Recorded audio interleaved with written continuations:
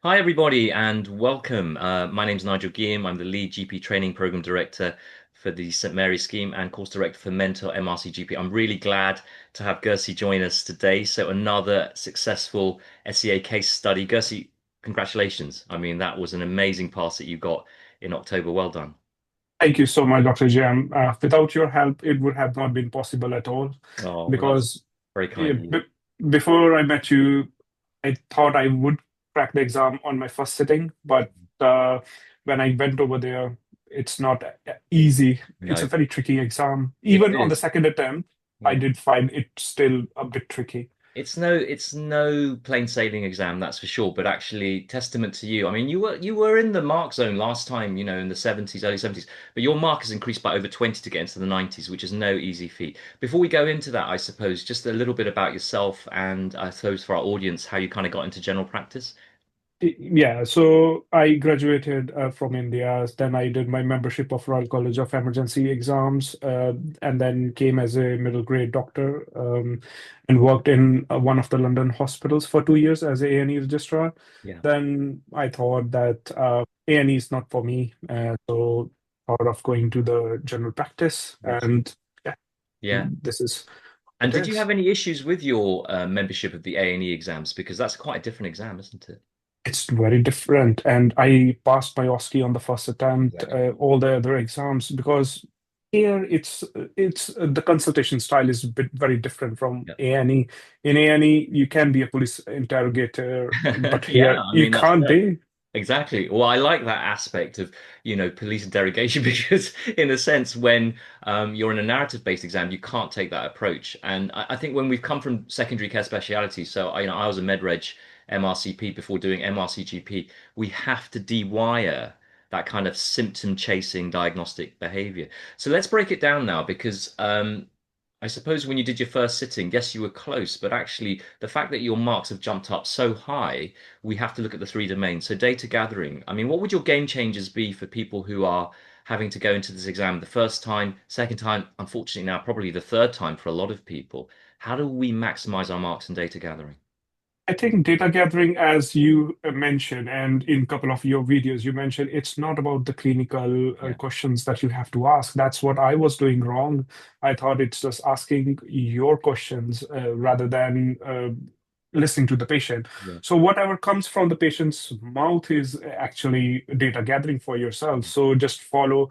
So how can I help? And then whatever the patient says, start to go with the flow of that yeah, rather than to just have pre-set of questions. yeah. Yes, they are important, but you always then have to signpost it to them that why you are asking them. But most of the time, it's about what they say. Just follow that. Everything that they say, that's there for a reason. I know it's so difficult, isn't it? Because I think a lot of people in data gathering think structure is, I know my questions, I want to ask my red flag questions. But you've got to completely dewire all of that. And as you say, they are important questions, of course, but they cannot come at the expense of the story. And the story is with cues. Everything, as you say, the patient is saying to you, you shouldn't have to think of the next question because it's already inherent in the response that's coming back to you. And you've got to be curious. So that's so important. If we move to clinical management, I think a lot of people will often be very scared when they don't know what the diagnosis is and faced with diagnostic uncertainty. What are your game changers around clinical management? I think obviously you need to have be a bit of clinical sound, but when you come with the diagnostic uncertainty, you have to accept that you don't know this Yeah. case. You have to say to the patient, at the moment, I'm sorry that I'm not well aware of what's going on, but yes, we can put some things in place to find it out what's going on. So this is my plan. Yeah. What are your thoughts in relation to this? Yeah. And I think that's it takes a lot of courage to put your hands up in an exam and go, I don't know what's going on. But that's exactly what they're assessing you on. Exactly. I think the key though is not to become risk averse. So I think what a lot of people often get very fearful of is, well, do I have to do everything under the sun? And you don't.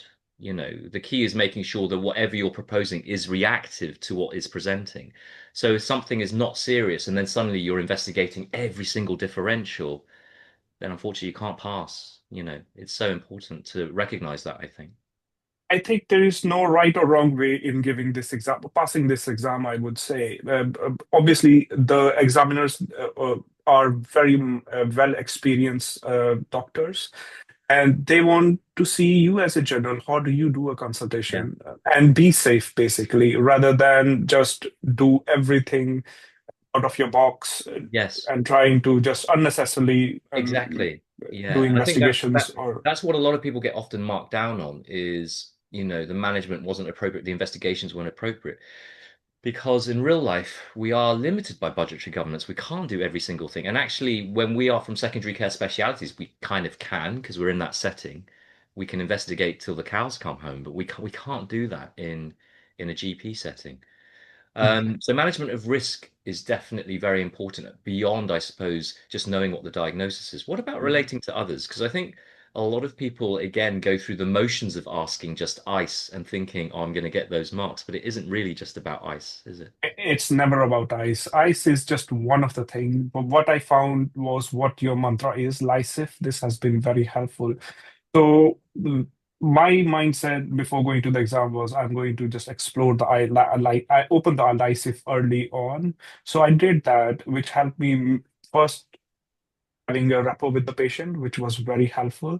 Even in one of the patient, I had so much rapport with the patient that I did not ask one of the questions, and Mm. she herself She volunteered. volunteered it. Yes, Yeah. and it helped me in coming up with a good management plan. So that Yeah. was very helpful. Yeah, because when you're invested in it, the simulators, they will try and help you. I mean, it's a tricky exam, but they will try and help you as much as they can do. So I suppose just for our audience, LICEF is a concept that we've introduced on the masterclass over the last few years, not just to go through the robotic motions of ideas, concerns, and expectations, but to really understand the situation and how it's affecting the patient's life and their feelings. Because ultimately, relating to others is going to help you with your data gathering and, as you said, because information is being volunteered, your management of the situation as opposed to just the diagnosis. Did you have any dilemma moments at all in your exam? And a dilemma moments, a couple of them. So Yeah. obviously, I can't say the exact cases, No. but obviously there were a couple of dilemma cases where the patient had their own agenda. And I mentioned that the dilemma would be that this is Yeah. what's going on. Yeah. This is what, if we try to do that, this is how it's going to go. So the dilemma word was very helpful for me. Yeah. I would say that those were my high scoring stations. Yeah. And I think the reason we stress this word so much is so that you can take ownership of actually where you need to be. Because more often than not, when patients, as you say, in the SEA have a very set expectation which you cannot meet, you're going to have to say no in some way, in a nice, firm, and fair way. Well, well done, Gursi. I'm really so very happy for you. Obviously, we had our masterclass, we had our intensive tough love one-to-one sessions, and I know, I suppose halfway through one of our sessions, we kind of saw you going back into some symptom chasing behavior. We had to call that out, and I'm so glad that we did because your mark is testament to good, positive behaviors in this.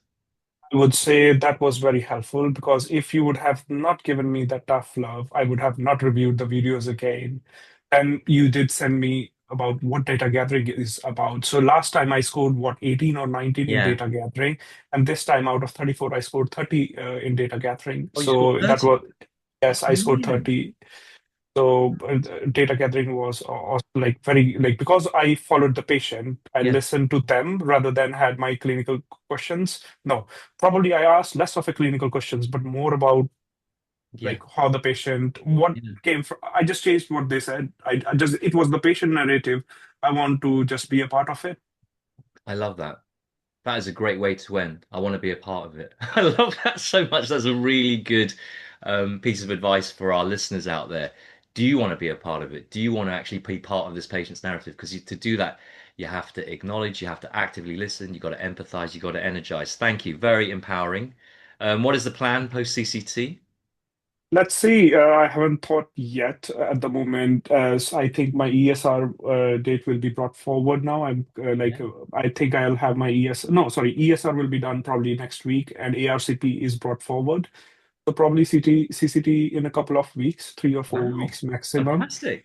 Fantastic. And then I will be sending CVs to the practices around and even my practice. And let's see, because obviously they don't have any Yeah, doctors because they are partners. yeah. But yes, so let's see. Brilliant. Well, I wish you the very best of luck, Gursi. Thank you so much, Please Dr. keep in Giam. touch with me. It's been fantastic Absolutely. seeing you Thank again. you so much.